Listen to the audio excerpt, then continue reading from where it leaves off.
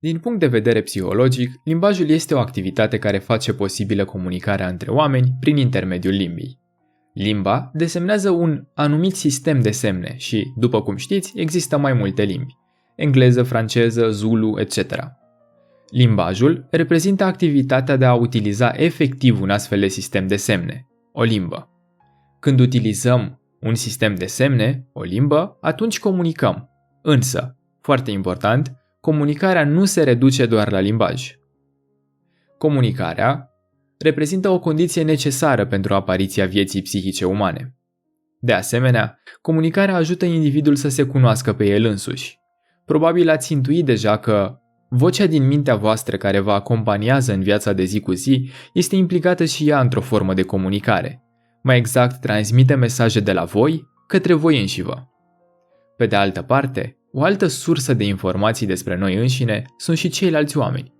Oamenii, în general, pornesc de la convingerea că și ceilalți oameni posedă o viață psihică la fel de bogată ca a lor. Credem că și ceilalți oameni gândesc, au un limbaj interior, au propriile lor amintiri, etc. Comunicarea este ceea ce leagă organismele între ele. Comunicarea reprezintă o punte între viața psihică a indivizilor. Prin comunicare, oamenii pot împărtăși din intimitatea interiorului lor.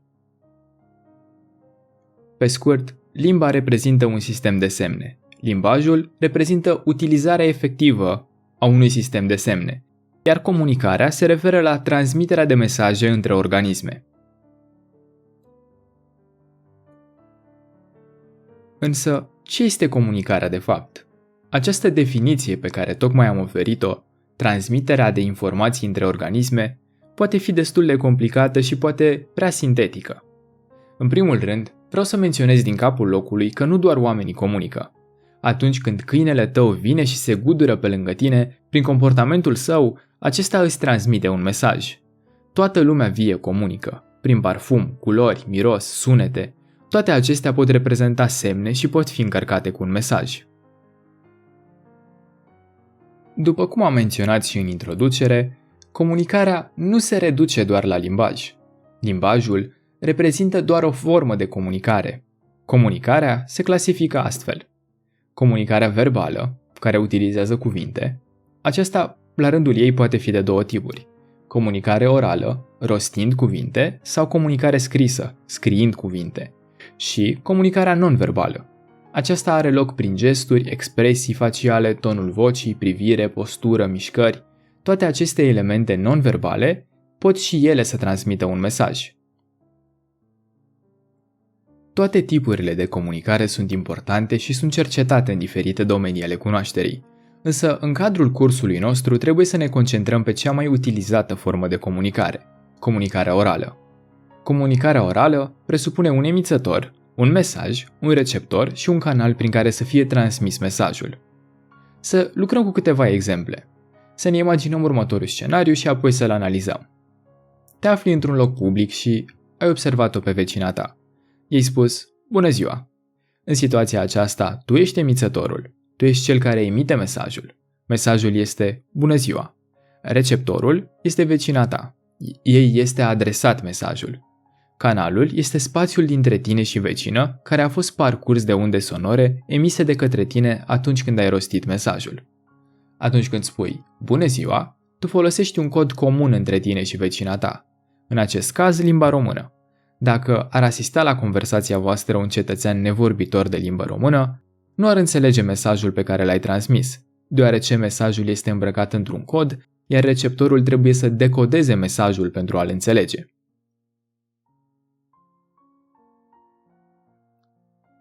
Să mai privim un exemplu. Să ne imaginăm încă un scenariu. Tocmai ți-ai sunat mama și ai întrebat-o ce mai face. Și în situația aceasta tot tu ești emițătorul. Mesajul este întrebarea ce mai faci, mama ta este receptorul, însă canalul de comunicare este rețeaua telefonică. Codul este tot limba română. Pot interveni însă și dificultăți în comunicare. Oamenii sunt unici și există câți oameni, atâtea limbaje. Limbajul unei persoane poate fi elevat, corect, vast, etc. Limbajul unei alte persoane poate fi incorect gramatical, vulgar, limitat, etc. Atunci când nu există o potrivire între partenerii de discuție, Cu privire la competența lor de utilizare a limbii, comunicarea ar putea să fie îngreunată. De asemenea, mesajul transmis ar putea să fie alterat de zgomot. Poate că cineva vorbește mai tare decât tine, claxonează sau ascultă manele. Toate acestea ar putea împiedica ca mesajul tău să ajungă la receptor. Limbajul este un element central, esențial pentru comunicarea verbală. Limbajul, la rândul său, are mai multe forme.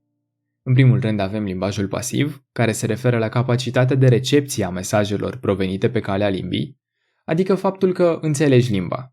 Tot o formă de limbaj pasiv este și capacitatea de a citi. Și limbajul activ. Acesta se referă la capacitatea de utilizare efectivă a limbii. Limbajul activ se clasifică în limbaj oral, adică vorbirea, limbaj scris, limbaj extern și limbaj intern. O să clarificăm imediat toate aceste concepte.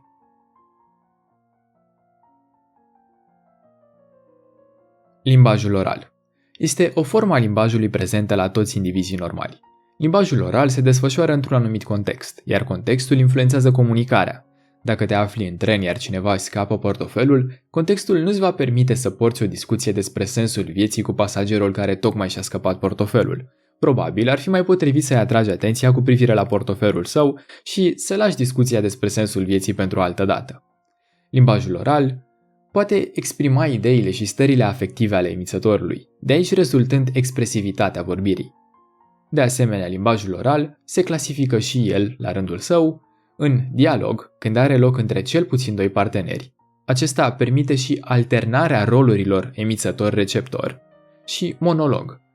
Monologul, de regulă, are loc în fața unui public, iar o singură persoană vorbește. Un caz particular al monologului este reprezentat de solilogviu. Solilogviul reprezintă un monolog realizat în absența unui public. Solilogviul, în unele situații, poate reprezenta un semn de boală. Limbajul scris. Apare la aproximativ 6-7 ani, dar spre deosebire de limbajul oral, care se manifestă spontan, limbajul scris necesită învățare. Limbajul intern. Se referă la acea voce interioară care ne însoțește la tot pasul în viața noastră de zi cu zi. Este asonor, fără sunet, doar pentru sine. Se formează în jurul vârstei de 5 ani și coordonează limbajul vorbit și scris. Limbajul extern se referă la limbajul sonor și, în cazul acesta, după această clasificare, limbajul extern se confundă cu limbajul oral.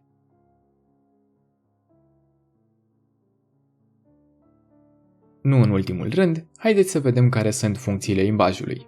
De comunicare, face posibilă cooperarea și comunicarea dintre oameni. Cognitivă, prin cuvinte, se realizează înțelegerea superioară a lumii externe și a propriei persoane. Limbajul susține funcții cognitive. De exemplu, atunci când gândim sau când încercăm să ne amintim ceva, ne folosim și de limbaj. Dereglare, pentru planificarea unei acțiuni, a unei proprii acțiuni prin limbaj interior sau a acțiunii altora, prin limbaj oral. Funcție pragmatică. Pragmatic înseamnă orientat spre rezultate practice. Putem folosi limbajul pentru a face anumite solicitări altora, pentru a influența pe ceilalți. Atunci când folosim limbajul pentru a cere un pahar cu apă, de exemplu, funcția limbajului în această situație este una pragmatică. Funcția ludică. Putem folosi limbajul și în scopuri jucăușe, amuzante. Funcția ludică a limbajului este funcția utilizată de către artiștii de stand-up comedy în cadrul spectacolelor lor. De detenționare.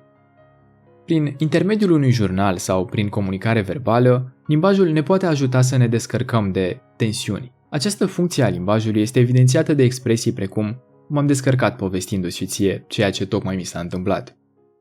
Limbajul mai are și o funcție care e oarecum ieșită din comun. Aceasta este funcția magică. Aceasta este marcată de expresia biblică "la început a fost cuvântul". Această funcție și-a pierdut din sens în prezent. Însă, nu în trecutul foarte îndepărtat, oamenii rosteau ritualuri încercând să influențeze realitatea. În acest caz, cuvântul avea o funcție magică, creatoare. Iar în final, funcția expresivă. Limbajul ne permite să exprimăm conținuturi din interiorul lumii noastre și să le facem disponibile altora.